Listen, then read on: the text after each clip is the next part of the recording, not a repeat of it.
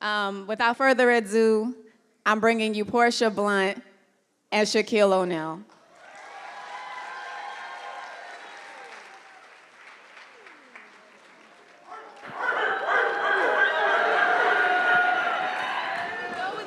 Hi, friends.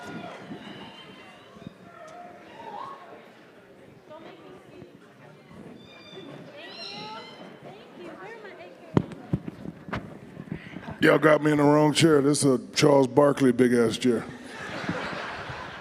My ass a little smaller than that. Hello, everyone. Nice to see y'all.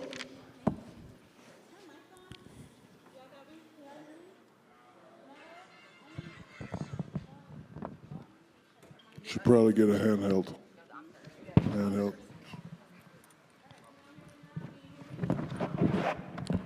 Can y'all hear me now? They can't hear you. All right. I don't like this seat because then I can't see you, but it's okay. Want me to sit over there? No, I'm good. All right. As y'all can see, this is how this is going to go. Don't act up in front I of me. promise I won't. Okay? I mean it. Don't act up in front of my people. She's the boss, trust me. Okay. All right, She be y'all. telling me what to do around the office. Well, this is my boss. Introduction, my boss, Shaquille O'Neal. Let's start with that. Let's start there. Mr. Shaquille O'Neal. Yes. President. Of Reebok? Yes. Let's talk about that. A lot of people ask me, I is that it's- real? Yeah, it's real. Yeah. And I realize it's a lucky position. I'm here to tell you now, I'm not as smart as all of you are that are sitting in the audience. I've always been the guy to take advantage of opportunities, and I realize a lot of things that I have accomplished is because of basketball. So my point is, you have to use what you got to get what you want. I invested in a company called Authentic Brands Group. They own 50 brands, and I invested in that company because towards the end of my career, I saw my name fade away just a little bit, and I wanted my name to live forever. When I was growing up, my favorite song was Fame. Fame, I'm gonna live forever. So my mother always used to say, make them remember your name, baby. Make sure you always live forever. So I invested in this company, and I'm the #2 shareholder in this company. And I saw that Reebok was having problems, so I urged my partners to buy Reebok, and I asked them to make me president. You know, for me, it's a challenge to get us back on track. When I was in the NBA, we were never #1 and never #3. We were #2. You know, Mike has always been at the top, and I had to realize early that if you're next to the man, then maybe you could become the man. When I first came in, I wanted to be away from Mike. I was like, fuck Mike. Mike's over there, I'm gonna put my shit over there, but I wasn't selling anything, so I was like, damn. So then Mike had all the real estate. I was like, just put me under him, put me next to him, and sold 2, 3, 4 million pairs. So I realized I had to change that strategy. But, you know, for me, it's just a challenge to get Reebok basketball out there. It's a lot of competition now. I was trying to sign a kid the other day, and I said, hey, what do you think about Reebok? And he said, what's that? I was like, shit. And I had to show him some old video and talk to him. So, you know, for me, it's just a challenge. And I do forums like this all the time, and I tell people, I don't want to sit up here like I'm an expert. So again, I know a lot of you guys are out there smarter, way smarter than I am, and I just wish you well in your endeavors, and I hope you all, you know, all your dreams come true. Yeah. So you own... Hold on, excuse me, baby. You want to sit down? Because you've been standing up all day. No, you can sit down? Okay, baby, all right. No, I'm saying like it's a whole chair. You can just sit down if you want to. All right. I know. I love you. Don't hijack this now. No, I'm just trying to take it like she has to stand up all day. I'm like, you can sit down, baby. Okay. So I'm glad you talked a lot about what the shoe industry means to you. You own several brands. Talk to this crowd about why it has been so important to you to build accessible shoes in terms of in this industry, because people get enamored with the hype. So when I first came out, I wanted to be the first big man to have a shoe. So I went to Nike. They didn't want to sign me. So I went to Reebok. Went back to Nike wearing a Reebok jacket. Went to Reebok. They gave me my own shoe. I was in a marketing class in college, and the professor said, make up something that you could see in the future being sold. So if you look at my emblem, Dunkman, I was looking at the Jordan emblem. He's Jumpman, right? Because that's how he dunks. So how I dunk, I like the, you know how I dunk. So I created Dunkman in college, and I made the presentation to the professor. I came out with the SHAQ shirts, socks, underwear, sweatsuits, and the professor said, impressive, but not impressive. And I said, what do you mean not impressive? He's like, big guys don't sell. This will never work. So I had the Dunkman thing. So when I went to Reebok, I was like, yeah, I want my own shoe. I want this, I want that. And they said, okay. I was like, oh shit, it works. So we started the Dunkman, doing very well the first 3 years. One day I'm leaving the arena, and this beautiful young lady, she's dragging her son, and she just wears me a new one. You mother, I'm young, I'm 19, 20. She's like, well, how come you mother effers don't make shoes that the babies could afford? And I was like, ma'am, I don't control the price point. I don't understand. But it kind of hit me because I went home and I'm a mama's boy, so I called my mom. I said, Mama, this lady just cursed me out. And she's like, baby, she's right. One of y'all need to start making shoes that are affordable. So I don't know if you was in the office that day, but I called Reebok and I said, the $40 million you guys owe me, keep it. I'm gonna start my own brand, and that's when I started the SHAQ brand. And since 1995, I think we've sold over 300 million pairs. So somebody likes it. Yeah, yeah. And then with that, I realized that people, it's not that people don't want to pay $20, $30 for shoes. They don't want their shoes to look like they're $30. Exactly.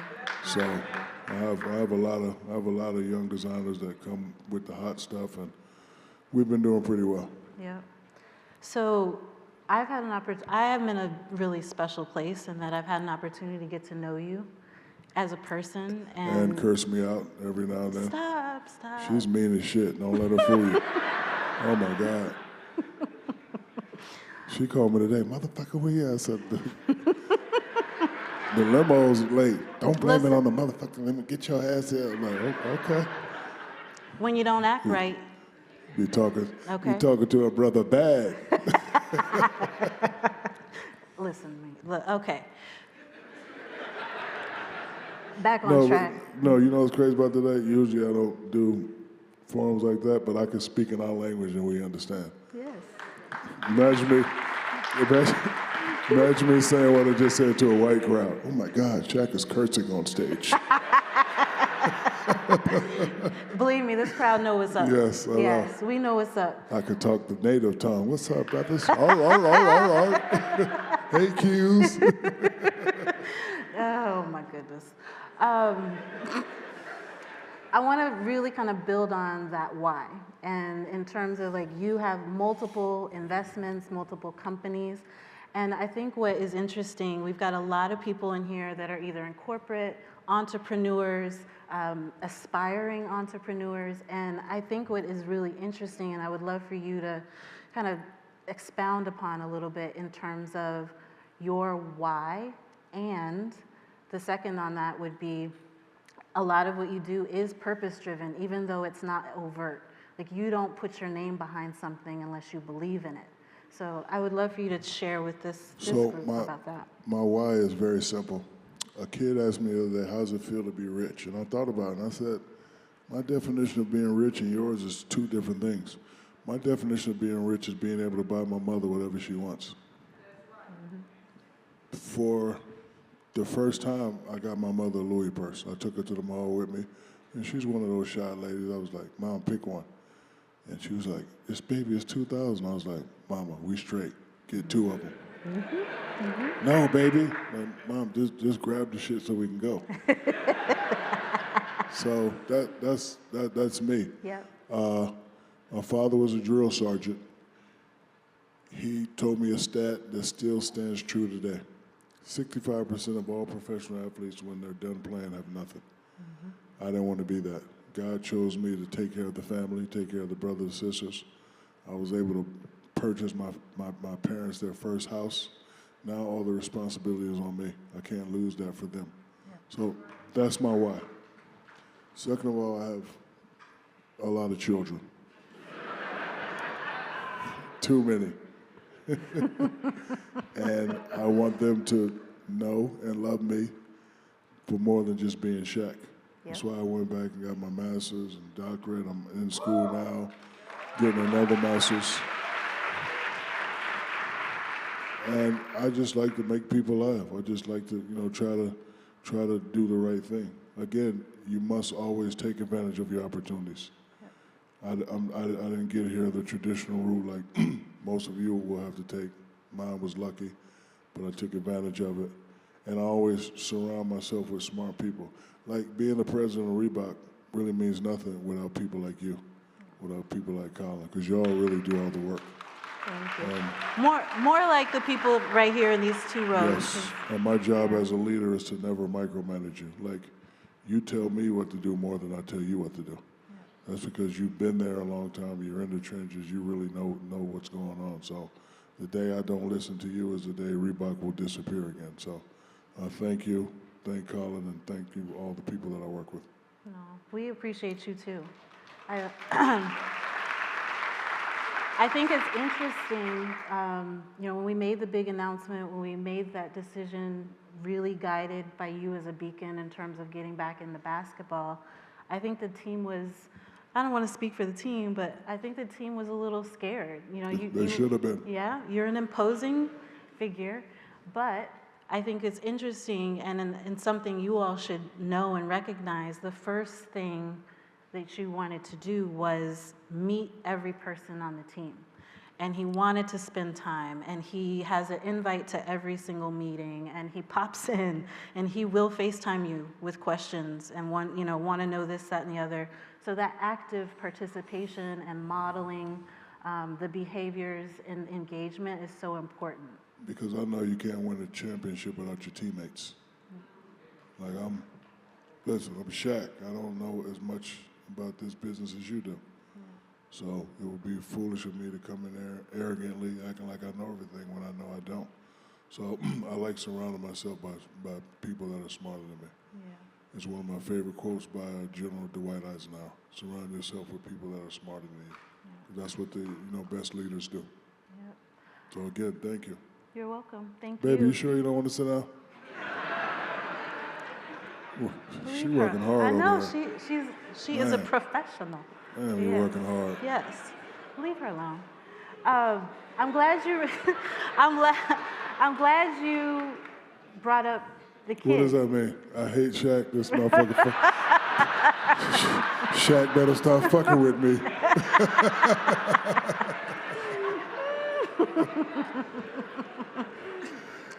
Oh, what have I got myself into, y'all? Tell this beautiful audience what things you've learned from your kids as you've come back into the product space. I ain't learned nothing from them. Stop lying. Stop lying. Let's see. I've learned that you have to adapt. Because things I got my ass whooped for, you can't do that with them. So I had to learn how to be a better communicator, especially with my daughters. Like if I even look at them crazy, they will break all the way down, and then I have to build them back up. My boys, I'm really tough on them, but they're kind of mad at me because I told them the other day that I respect respectable nepotism. So I told them they don't get none of my cheese until they get 3 degrees. So when I was playing for the Miami Heat, an article came out that the mother of the owner left the kids $500 million each. It was 2 kids. So I read the article, I was like, damn, it's nice, must be nice. So one day I'm in the gym practicing my free throws. I know y'all don't believe that, but that's okay. I'm in the gym practicing free throws, and the son is in the bathroom on all fours cleaning the toilets.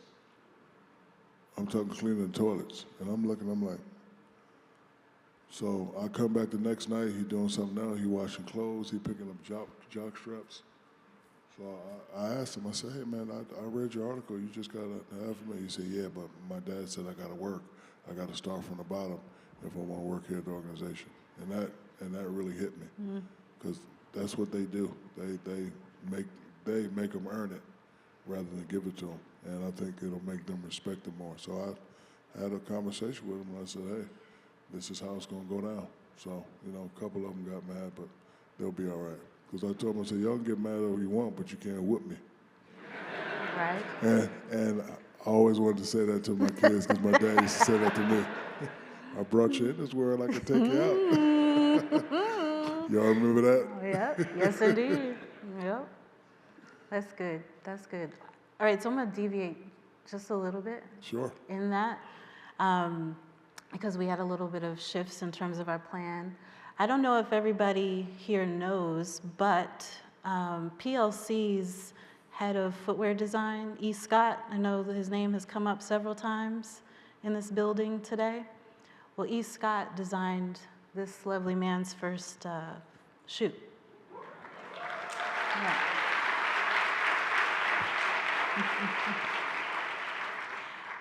So I say that to say that the legacy in which you come out of PLC with is significant.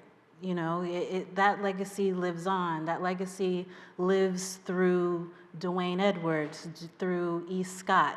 And so I think that connection in terms of this isn't just a famous basketball player, international mogul, business mogul just coming in here.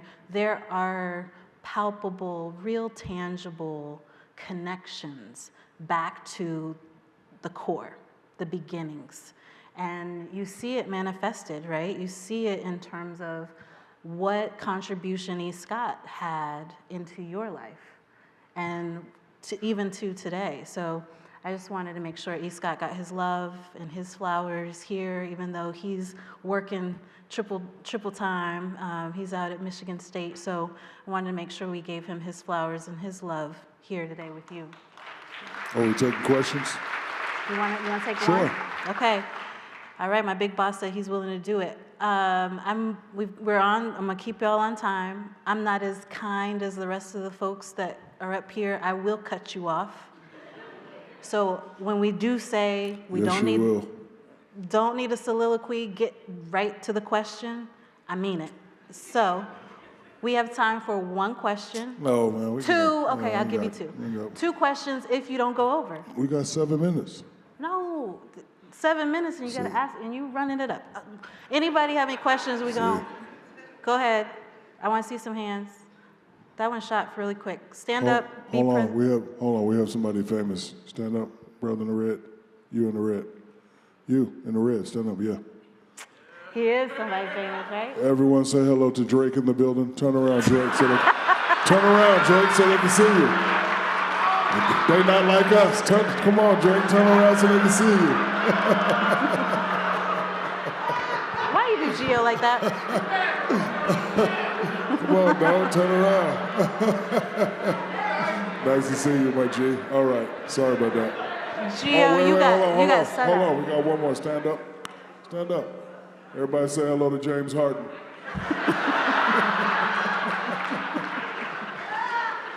I told y'all he's gonna cut up and suck up your time. So, that first question, you better get in where you fit in, my friend. Hello, I had a question for you. How did you come up with the collaboration with the Angel Reese? I'm sorry, Angel Reese. How did you come up with that collaboration with Angel Reese? I wish I could take all the credit. I get a call from one of my favorite people in the office. And she says, you have a relationship with Angel, we should sign her. So basically I did what she said. I called Angel. Angel was interested. I said, Angel, this is Portia. Portia is Angel. Portia, get it done. So, you know, I wish I could sit up here and take all the credit, but it was her idea. And sometimes, so my advice is, if you have partners, if you have teammates, make sure you always listen to each other. And to keep it real, you don't always have to agree with each other, but make sure you never disrespect each other. Because we argue all the time, but I would never disrespect this beautiful young sister, and she knows that. We argue all the time. No, like for example, she don't like my little shoes right here. I like these motherfuckers. She was like, why the fuck you wear those? Because I like them. So again, you can have disagreements, you can have arguments, but never ever disrespect your teammate or your partner. So again, the Angel Reese thing was big for us, but it was all Portia's idea. I'm going to do some real-time fact checking on that one. I'm not going to take the credit on that. She did it. Stop it. This team that's in this front row, I see All right, well, Kat they work for you. McElveny here. I know you. I see Cam Killa. I see Carmen Hardaway. I see Shamika over here. I see Dobson. I see Marley. I see Jordan. If I'm missing it, I see Isaiah. Stand up.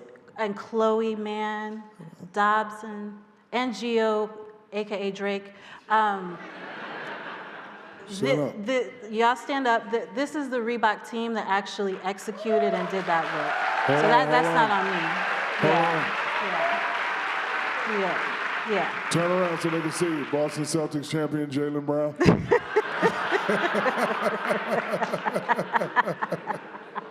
All right, we have time for one more. All right, One go more. ahead. Right here. Yeah.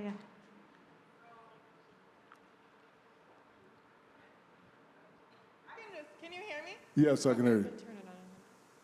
Wait. Yep. Okay, sorry. So you're known for investing in lots of different brands, and it sounds like you try to be intentional with what your name is aligned with.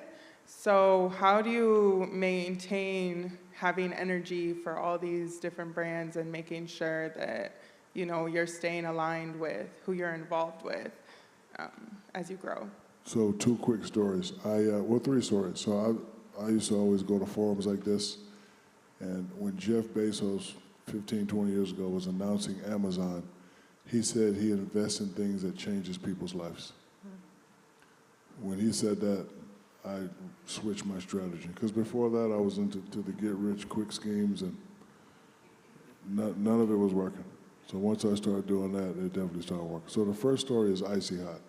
So before I even signed with Icy Hot, I had a thigh injury one day, and I put it on my thigh, and that shit rose up to the boys.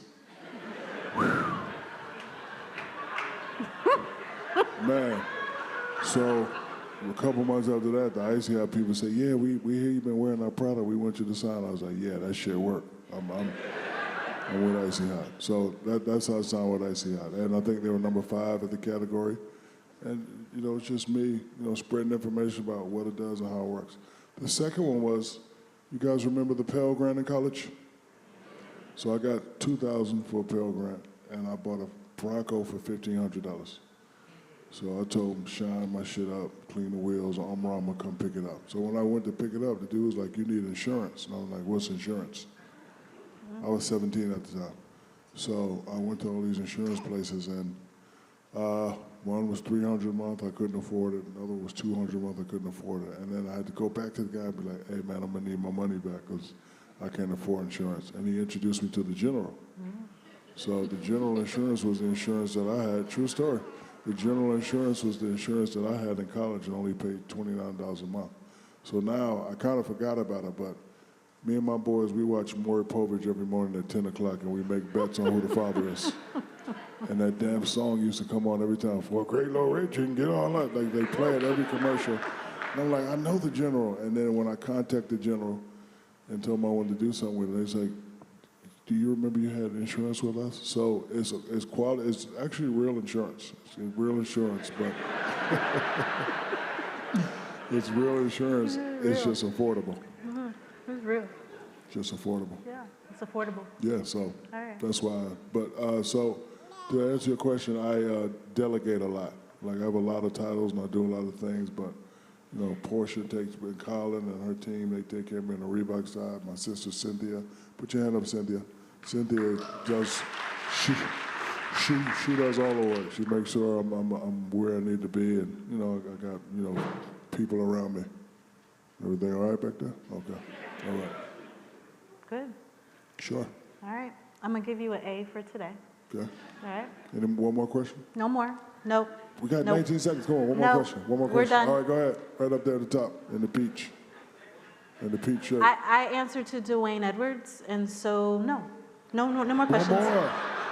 What? One more, One please. more. All right, Okay, one more. more. Go ahead, Peach. You better sprint, because look, yep, quick. Thank you, thank you.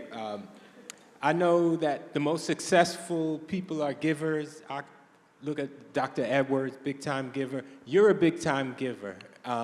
You know, with your SHAQ clause, SHAQ to school, what you do with the Boys and Girls Club. What is the connection between giving and success? It's a simple answer. It makes my mother happy. I'm the type of guy,